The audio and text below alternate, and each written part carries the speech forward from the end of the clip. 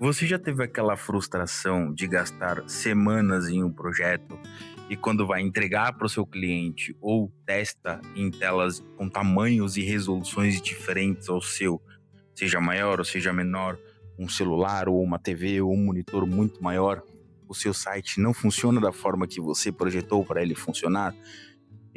As imagens aparecem desfocadas, a logo aparece com um tamanho maior ou também desfocada, botões muito pequenos e os elementos que você projetou não está adequadamente nos lugares que você imaginou que ela ficaria quando entregasse para o seu cliente. O nome disso se chama DPR, que é Device Pixel Ratio, que é um elemento CSS não possui o mesmo tamanho de um elemento pixel físico. Nesse vídeo eu vou explicar de forma muito simples a diferença entre um pixel no CSS e um pixel no device, seja ele qual tamanho for, e explicar como e quando aplicar essas técnicas.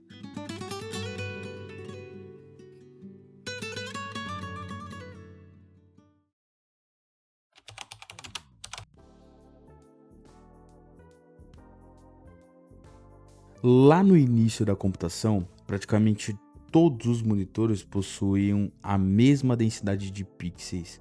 Na prática, um pixel desenhado pelo navegador correspondia praticamente a um pixel físico na tela. Era uma relação muito simples, mas a tecnologia evoluiu hoje em dia e as telas passaram a ter resoluções completamente diferentes e muito maiores. Os celulares ficaram menores e hoje existem dispositivos com milhões de pixels distribuídos em poucos centímetros de tela. Agora, imagine se o navegador continuasse desenhando tudo utilizando pixels físico. Um botão confortável em um monitor ficaria minúsculo em um smartphone moderno. Os textos seriam muito difíceis de ler e os links seriam muito pequenos para tocar. E foi justamente aí que surgiu o conceito de CSS Pixel.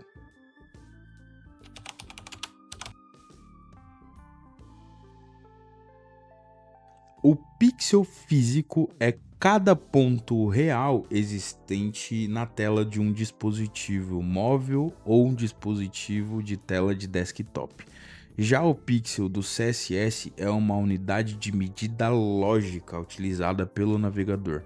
Quando escrevemos no código width de 100 pixels, não estamos dizendo ao navegador para ele desenhar exatamente 100 pixels na tela. Na verdade, estamos dizendo para desenhar 100 pixels do CSS, unidade de medida CSS. Esses pixels são chamados de CSS pixels ou pixel lógico. E é justamente isso que permite que o botão mantenha praticamente o mesmo tamanho visual em dispositivos completamente diferentes. Mas então surge uma pergunta: se o CSS trabalha com pixel lógico e a tela possui pixel físico, como o navegador transforma um em outro? Como eles se conversam? É exatamente aí que entra o Device Pixel Ratio. E se você quer saber mais sobre a unidade de medida do CSS, eu vou deixar um card aqui sobre o vídeo que eu falo sobre todas as unidades de medidas do CSS. É só você clicar assim que terminar esse vídeo.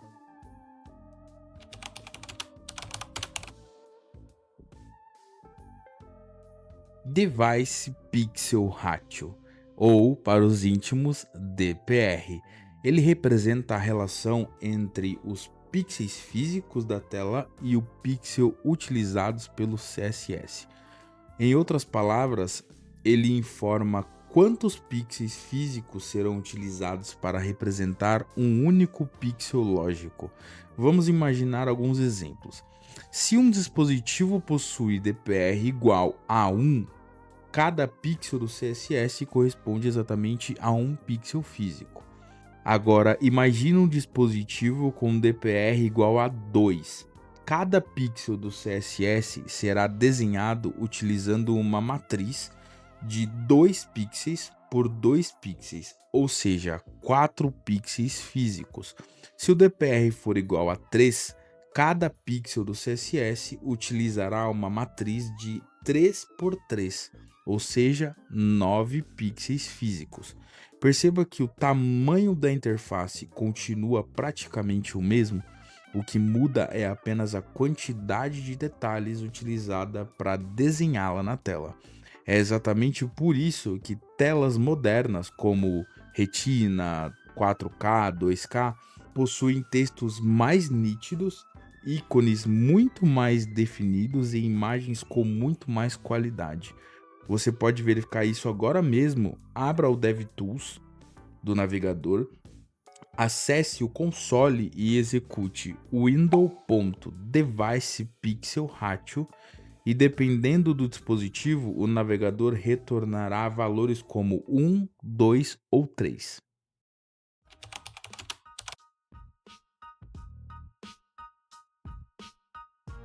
Imagine uma imagem criada para uma tela comum. Ela ficará ótima em dispositivo com DPR igual a 1. Mas quando essa mesma imagem é exibida por um dispositivo com DPR elevado, o navegador precisa preencher muito mais pixels físicos para compensar. Como aquela imagem não possui resolução suficiente, ela acaba perdendo definição e qualidade e pode parecer borrada. Foi justamente para resolver esse tipo de problema que surgiram recursos como o atributo src7 e o elemento Picture. O src7 permite fornecer diferentes versões da mesma imagem para que o navegador escolha a mais adequada ao dispositivo. Já o elemento Picture oferece ainda mais controle, permitindo definir imagens diretamente de acordo com a característica como o tamanho da tela. Esses dois recursos merecem uma explicação mais aprofundada, então eu vou gravar futuramente um vídeo exclusivo sobre cada um deles. Por enquanto, o importante é entender que eles existem justamente para melhorar a qualidade das imagens e otimizar a experiência do usuário em diferentes tamanhos de tela.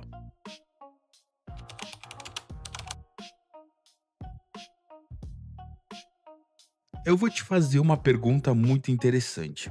O Device Pixel Ratio, ou que agora você também já tem intimidade, assim como eu, chamá-lo de DPR, influencia na responsividade do meu site?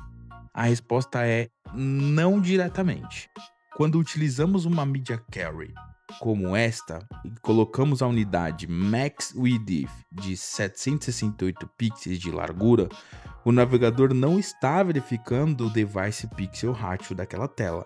Ele está verificando a largura disponível da viewport.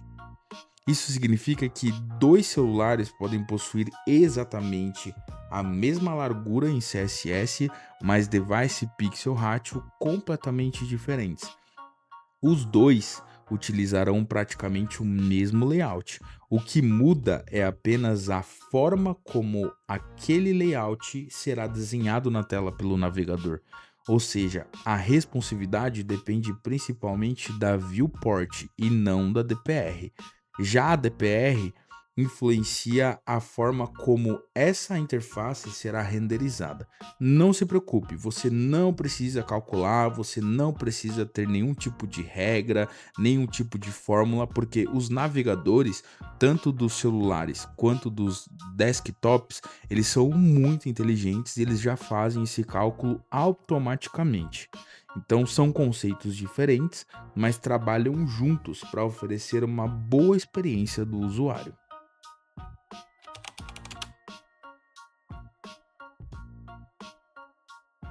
Existe uma dúvida muito comum quando começamos a trabalhar com responsividade Media Queries com relação à unidade de medida e também ao tamanho da viewport.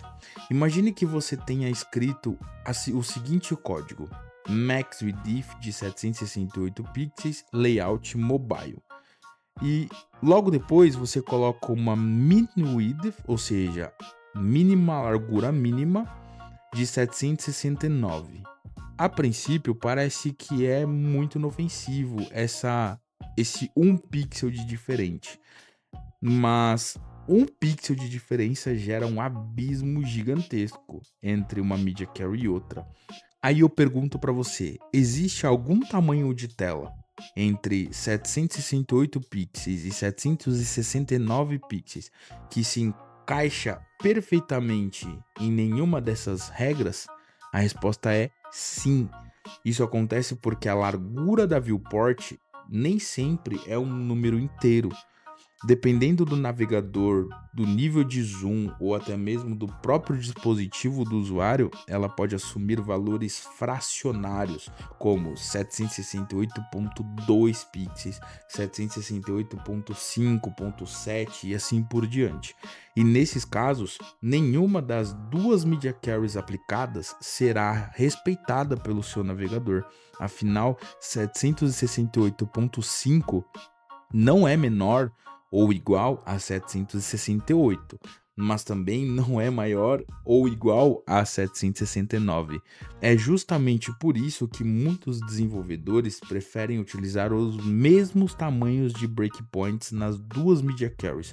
Ou seja, nós colocamos min width, ou seja, largura mínima de 768 e largura máxima de 768 também. Nesse caso, quando a largura for exatamente a mesma, as duas media carries serão verdadeiras ao mesmo tempo. E quem decide qual estilo será aplicado é a própria cascata do CSS em cada dispositivo. Se as regras tiverem a mesma especificidade, provavelmente aquela que estiver declarada por último será aplicada. Então, quando você encontra um projeto utilizando o mesmo valor tanto para o min width quanto para o max width, saiba que isso não é um erro, e sim uma boa prática para a experiência do usuário.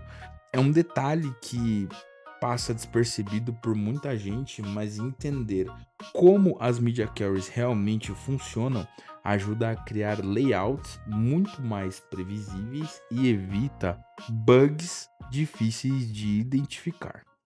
Agora que você já conhece a diferença entre um pixel no CSS e um pixel no DPR, que é o Device Pixel Ratio, você com certeza não vai mais aplicar as unidades de medida da mesma forma que aplicava antes de conhecê-los. Mas lembre-se das boas práticas. Sempre utilize unidades de medidas em imagens que sejam relativas, n e ren, porque isso ajuda os navegadores a entenderem a responsividade da sua imagem. Sempre que possível, utilize as propriedades src7, faça testes em vários tamanhos de tela, utilize extensões do Google, inclusive eu vou deixar aqui uma extensão que eu uso no Google Chrome para testar vários tamanhos de telas antes da gente publicar e entregar para o nosso cliente. Eu vou deixar aqui na descrição do vídeo o link para essa extensão. Você não precisa ficar calculando manualmente um pixel e um DPR.